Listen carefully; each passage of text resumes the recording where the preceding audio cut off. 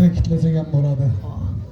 Bizga yelkadosh bo'lgan Bog'iston mahallasi, Mikan, Sedaljon, yanımızda yelkadosh oldi Sandiqlar, buyog'imizda yelkadosh oldi Dekanobod mahallasi. Bularga katta muvaffaqiyatlar, rahmatlar aytamiz. Bularning xizmatlari cheksiz bo'ldi. Shu insonlar bir ish qilayotgan vaqtida kimdir kelib qo'shimcha motivatsiya bersa, uni mag'rurlantirsa, quvontirsa, shu Bog'istonliklarga juda hayron qoldim. Bularga alohida aytish kerak rahmatni. Shunday ishlarni qildilar.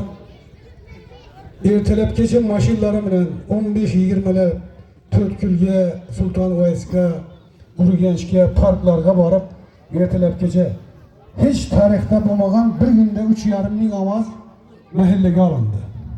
Vaqtigilardan ko'rib hayron bo'lib qoldi. Buning tabiiy ildizida shu Bog'istonning, Dekanobodning ko'magiga yotibdi. Ya molla bobomiz shunday ta'kidladilar, og'zi birgachilik bir ajoyib narsa deb. Hashar elga yarashar, shu bizda ana shu narsa bo'ldi.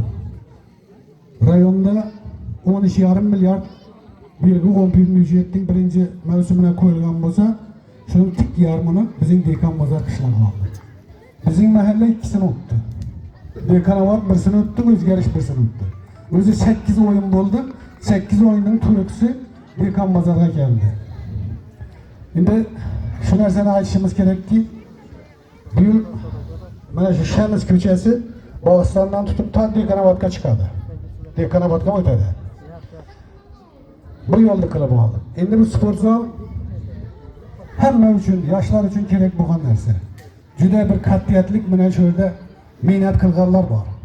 Bularning ism familiyalarini alohida aytadigan bo'lsam, juda ko'p.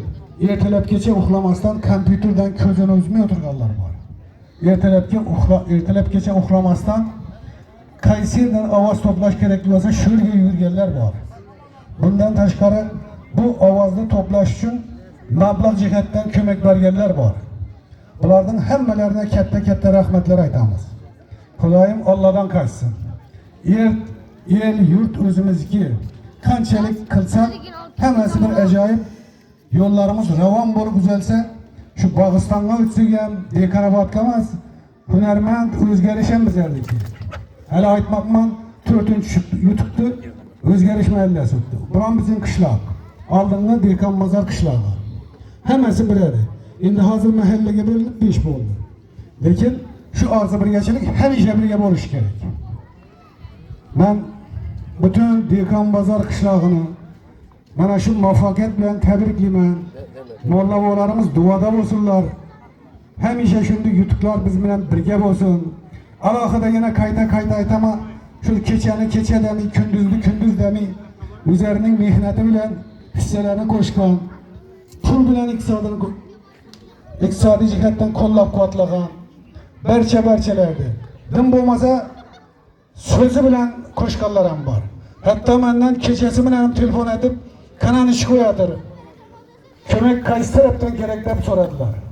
Bularning hammalariga katta rahmat aytamiz. Endi shu yerda bir